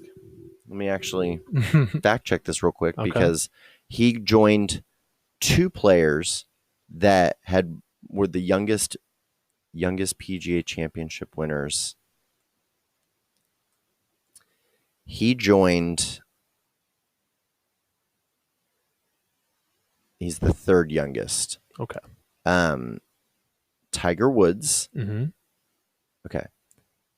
He became the 3rd youngest winner of the PGA Championship since it became a stroke play event in 1958. Only Jack Nicklaus in 1963 and Rory McIlroy in 2012 were younger. Wow. So that list, Rory has won double-digit tour events and has multiple majors. And Jack Nicklaus is the most winningest major winner champion of all time. Okay. So he's off to a good start. Well, he's won 10% of the tournaments that he's played in. Like, he's played in 30 tournaments his entire pro career. Mm-hmm. He's won 3 of them. Yeah. Like, and placed well in others, been competitive, like down to playoffs, down to the last 3 holes. Mm-hmm. Like, we're watching something unfold. And it was funny because I want to say that Matthew Wolff was the first one that got the win on tour. And it was like this scrambling game between the 3 rookies to like, who's going to be the top contender. Mm-hmm. Well, with Colin finishing off JT and then winning a major, like, I'm not sure what his trajectory looks like. Yeah. Because when you win a good percentage of the tournaments that you start in, that's Tiger Woods level. Mm-hmm. Like the number of the percentage of tournaments that Tiger has started in and won is astronomical. Yeah. So it's just really exciting because he's 23 years old and just a phenomenal player. So I'm anxious to just see what happens with him over the next, honestly, 20 years. Like, yeah, he'll be around for a while. Golf, like, I'm not trying to take away. It's not as taxing on your body as other sports, and so the fact that he can be around that long, like the longevity and seeing what he can accomplish, that'll be cool. I'm looking at the percentage of Tiger wins. It's like percentage of Tigers left in the world. Just pulling up Carol Baskin stuff. Playing the percentages, Woods has won 22.8% of his PGA Tour starts. No, that's crazy. He's finished in the top 10 in more than half of his starts, 55.2%. He has the highest winning percentage in PGA Tour history. Let's just do some math. Like, every 5 times he starts, he wins more than once. Yeah. Like, it's just over 1. Like, how insane is that? That's crazy.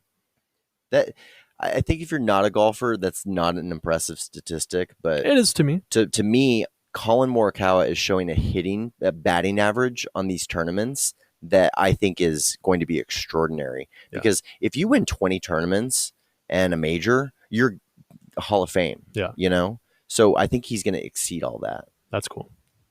All right, we can move on. No, I think that's great. Bring a bucket and a mop for this PGA Tour. Talking about longevity, we have a boxer coming back into the ring. Yeah. Oh, who's he? Are you talking about Tyson? Yeah. Well, who's he fighting? Another old man. Yeah. I was hoping you would know. He's like, I'm gonna get the best out of him. Roy Jones Jr. Yeah, he's pretty up there. Yeah, so that'll be interesting, seeing how that goes down. I'll definitely be watching that live. Yeah? Yeah. Not live in person, but live TV. Yeah, I'm like, more private jets, Brad. Maybe so. Teacher life paying off at all? What's going on? Oh, I'm just putting good karma into the world.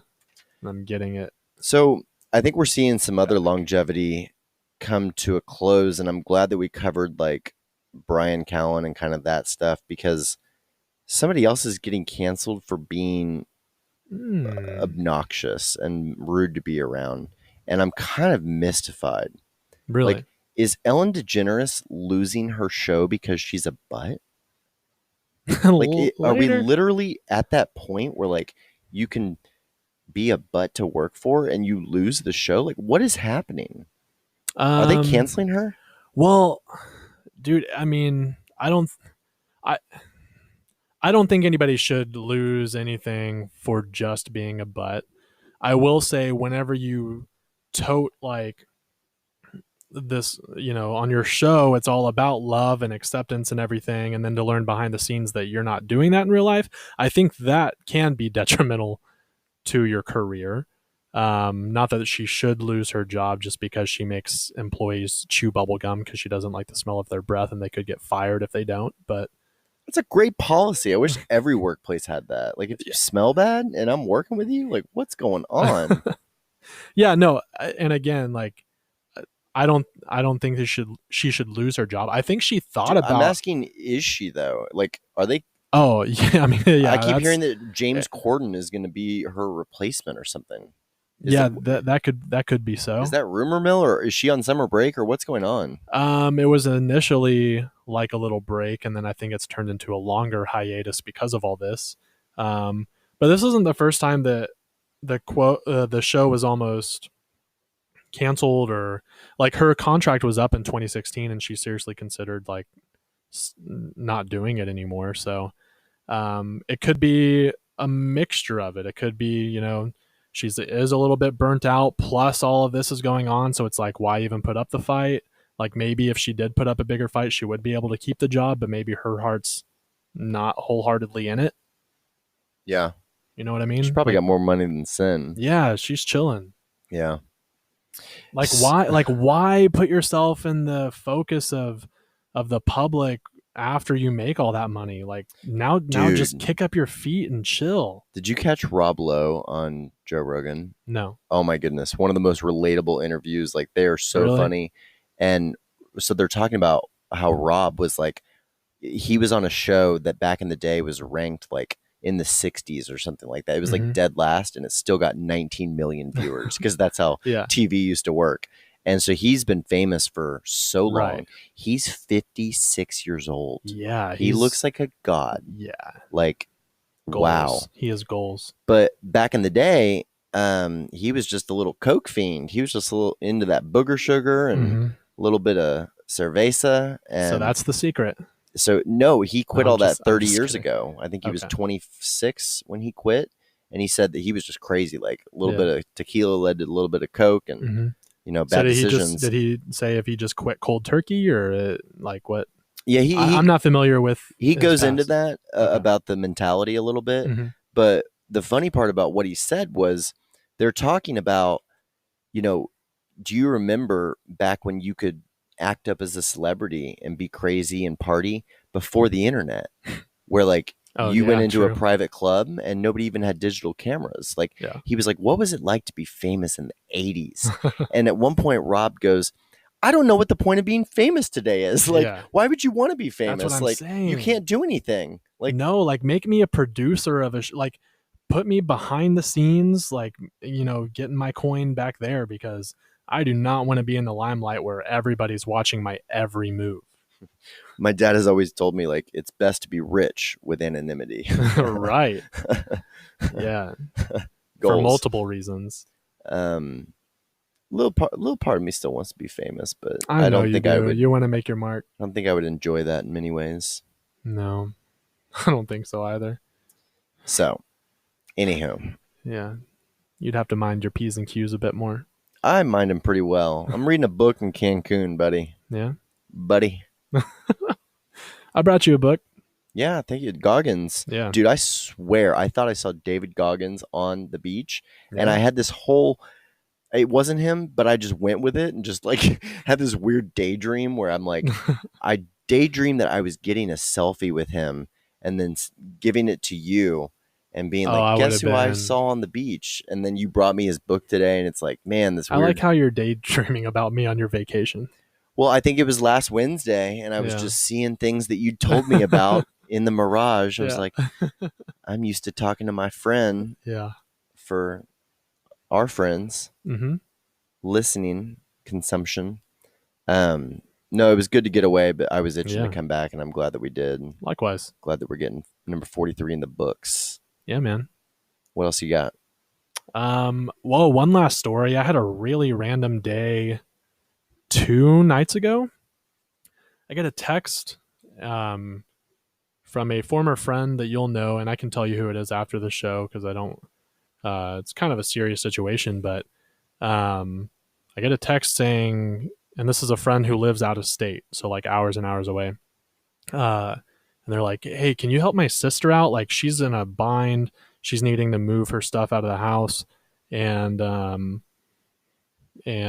yeah, do you know of anybody who can help move or anything like that? And she had texted whenever I was in the gym. And so I didn't even have my phone. It was in the locker. And so I came out, I read it, and I was like, oh my goodness. It was like 2 hours later. And I was like, hey, sorry, I missed it. Do they still need help? Like what's going on? And they're like, okay, well, they moved it, but now if you could help unload or find somebody to help unload in Arlington, that would be amazing. Like, it's really last minute, but they're really needing to get out. And so I'm like, and she's like, if you find someone, like, I'll pay them. I'm like, don't worry about it. Like, and so I went out there. There was one other friend helping, and they needed me there because it was my friend's sister and my friend's niece. And then my buddy JT. Do you know JT Burnett? Yeah, dude, I love JT. Yeah. He's a great guy. And so he had already helped them a little bit, and he needed me to help move some of the bigger stuff. And I didn't go to a house. I went to a store. Like, the address was a storage unit. And I'm just like, I get there and they're like, just start handing me stuff. And there's this big entertainment center that needs to go like in the back of the storage. And I didn't really ask what was going on, but just from the conversation, I feel like either emotional or physical abuse was going on in a relationship. And you were moving somebody out of a couple. Yeah. Oh. Yeah. And so we're moving, and then they're like, it was a very small storage unit and not everything was going to fit. And they're like, well, we'll just get rid of whatever. I just had to get it out of the house. And they're like, yeah. And then we're going to come back Sunday, and we're going to be moving out of state with some other family members. And so that was very crazy. And it kind of puts things in perspective, just like, whenever you complain about some things going on in your life, and then people are in situations where they're having to move their entire life out of a house in the span of a day, and trying to figure out where they're going to go next, and what should they get rid of because they don't have space for it, and different things like that. And so I'm glad that myself and JT were able to help in this situation. And so if you are the praying type, I'm not going to give any names or anything, but if you just want to lift these people up in prayer, feel free to do so. That was an interesting experience, and my heart really goes out to them. So, wow, yeah. So you're telling me somebody's newly single? Yeah, buddy. I don't know. I gotta watch who I recommend. Not to you, but I guess who I bring you to. Okay. Mm-hmm. What? I'm looking out for them. Where are you bringing me? We going out of state? I'm gonna put you in storage. Yeah, take me to the storage unit. I'll make some room. Oh gosh. I'll give you a futon in there, and that's it. Yeah, buddy. Yeah, so school starts on Monday. I didn't, just a thought, and I didn't mean to bring the show down or anything, but like I do believe in the power of prayer. And so if you are a praying type, I know that when you family first said that, I thought you meant like praying, like I'm praying on you, like PREY. Yeah, and that's how I know you're not the praying type. No, I pray, Brad. Yeah. Okay. Like, don't kill me. Yeah.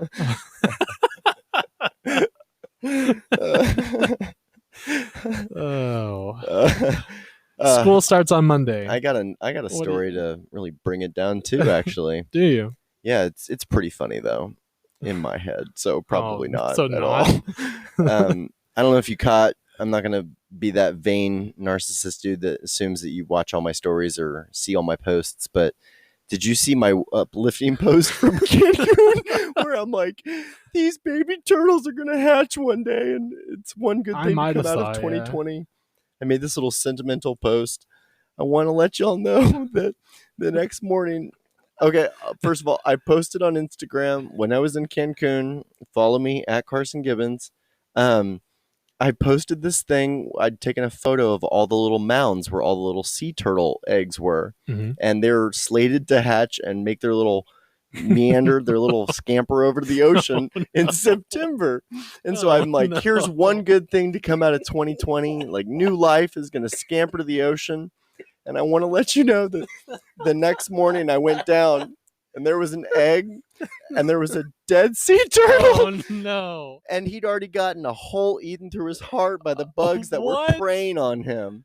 Oh, And I just was like, it was so. I was like, of course, 2020. it's 2020. All these little turtles, we're all gonna die. Yeah. Everybody's gonna die. And it was so funny to me in that moment. I'm just like down there trying to do my Sam Harris meditation, and this guy's like, "Hey man, come look, it's already dead, dude." He's like, "Yeah, you little fella didn't even make it out of the pen." Oh, if that's not the perfect representation. I didn't have my.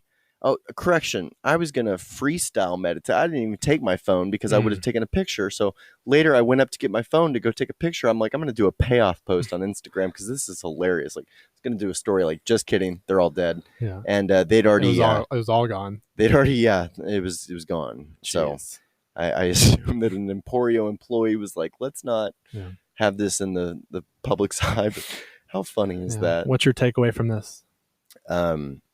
Don't go chasing sentimental posts on Instagram. Yeah. You know, the rise and fall. Maybe socially distance if things aren't good. Yeah. I don't know. Me personally, I want all the facts. I don't know. You're going to tell me who this person was that was getting moved out after the show, and then I'll form an opinion, I guess. But you know, I've just known people that have exaggerated circumstances, and but this sounds pretty extreme, maybe. So it's okay. Seems serious. Well, with that, what do you got going on next week or between now and next episode? Tomorrow's my Friday, kind of. I mean, as much as last Friday I took off, which means I only took 2 calls and 4 Slacks and coordinated 3 different accounts. But we're going to take off Friday morning, probably 10, 11 a.m. All the boys are piling in the 2 cars. We're going to go down to the Lake Travis area in Austin and just try to make the most out of a more socially distanced bachelor party weekend. I think it's actually going to be pretty great, honestly. Yeah. I think it's going to be different than the original expectations, but probably what the doctor ordered for everybody. So we'll be down there on the lake at the local wineries doing our thing Friday through Sunday, and then come back. And just my calendar is so full right now that I think that this show is I think it was the 11th or 12th appointment on my calendar today. So it's a good thing, you know. Thanks for penciling me in, man. Well, penned in. But we're steadily growing and just working harder every day. That's good news. Yeah, it is. It's still a good situation. I reminded a friend this week of the whole Uber Eats story in the Infinity. You know, I never thought I'd be having to do this to pay for this. Like every day that we're not Uber Eatsing or Grubhubbing, it's a good day. Yep. By next episode, I will be 3 days into teaching under our new parameters. So I'll be looking forward to reporting back on that. Other than that, just hanging out with family and Courtney. Right on. Yeah, man. Well, I can't wait to catch you up on all the latest PGA Tour news next week, Brad. Oh, I'm looking forward to it, buddy. Looking forward to that. And bring me your most sad, depressing stories at the end of the show for next week. If you can. Sure. And I'll find more dead animals to report on. Perfect, man. And thanks for everybody listening. Sorry we made you wait for 2 weeks, but hopefully you're all caught up by now and can enjoy this episode. Thanks for welcoming us back into your homes and your jukeboxes. Yeah, I appreciated all the texts for people like, what's going on? Because, we didn't really warn people about last week. And so... Bro, nobody texted me at all. No? No. Oh, well... The rabid fans are on your side. Yeah. Well, your people probably knew where you were, so. My people were just like, eh. It's like, oh, good. We don't have to listen to another one. They're like, I don't have to put this on silent for the next hour and a half to make him feel good. We still watch the view count. Give him a play. Anyway. Thanks, y'all. We appreciate y'all. We'll catch y'all up next week. Later.